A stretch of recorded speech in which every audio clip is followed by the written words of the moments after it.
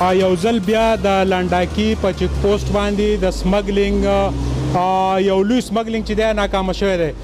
د تیرو ورځو نه د لنډاکي چیک پوسټ د سمګلرانو خلاف دا بېشماره کارروایانې د لنډاکي پولیسو دلته کې چې دی ناکهبندي هم سخته کړې ده. د دې سره سره کم د آوټ ډسټرکټ خلک چې راځي په هغوی هم نظر دی ورسره د کرونا د وبا په سلسله کې هم ګامونه پورته کړی شوي دي. د دې اسلحې سمګلینګ چې ناکامه شوی دی نو دلته کې د سب انسپکټر محمد رحمان د راتلو سره که یو طرف ته د منشیات فروشو نو بل طرف ته د لویو لویو سمګلرانو د ملا تیر دوی مات کړی دی. دا اسلحه چې دی دا ممنوعه بور پکې هم دي.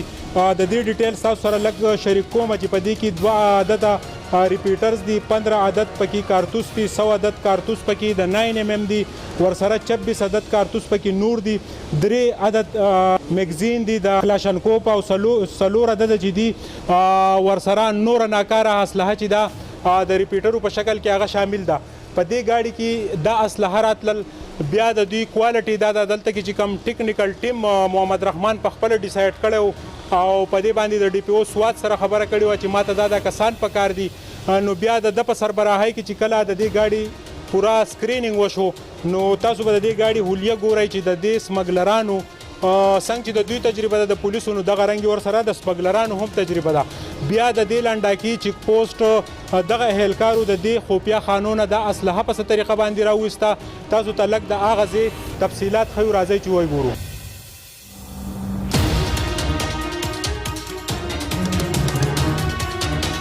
دا تاسو ګورئ چې دا هغه خفیه خانې دي چې دا پسې کټ شوي وې. په دې خفیه خانو په دې دروازو کې چې دی دغه ناکاره اسلحه چې دی هغه په ټکړه شوې وه. دا ګاډی چونکې د پېښور نه راتلو بیا د دوی سره په مختلفو وختونو کې خلک چې دی چیړ هم کوي چې یاره زه په پولیس کې یم، په اف سی کې یم، نورې ادارې ورته یادوي. خو بیا هم چې دوی خپله کارکردګي، خپل کوالټي، خپله تجربه چې د هغه د دې نه ښکاره کوي چې بیا په دې دروازو پسې دا تاسو ګورئ چې دې ځای ته رسېدل، د دې نه دا اسلحه راویستل یقینا چې دا یوه لویه کوانټټي ده، یوه لویه کوالټي ده. دا ګاډی مکمل سکرینینګ شوی دی، دوی لټ پلټ کړی دی او دا تجربه چې دا د لنډاکي پولیسو د تیر وختونو نه ده.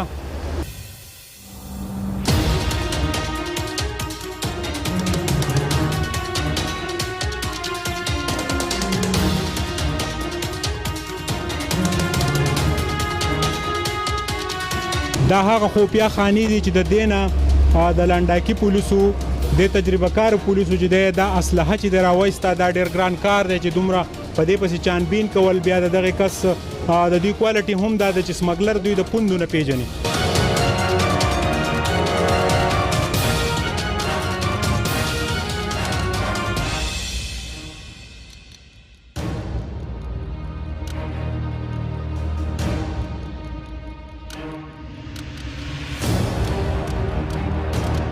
د سوات یوازینی چیک پوسټ لنډاکی چې پکې هر وخت د سمګلرانو د ملا تیر ماتیږي.